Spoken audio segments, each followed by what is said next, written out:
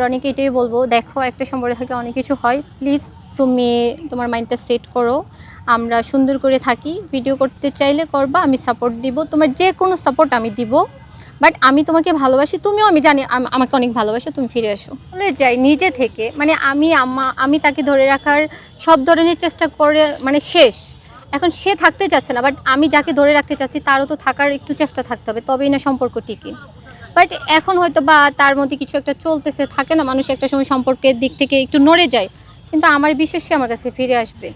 আচ্ছা, যদি এই প্রোগ্রাম দেখে আপনাকে কেউ নতুন করে আবার চায় যে সব কিছু ভুলে যাও, আমি তোমার, তুমি আমার, তু মেরা মে তেরা, না না, মানে আপনি বলতে চাচ্ছেন যদি আমাকে অন্য কেউ চায় রনি ব্যতীত, তাকে অ্যাকসেপ্ট করবো কিনা আমার পক্ষে সম্ভব না। আমার রনিকে চাই।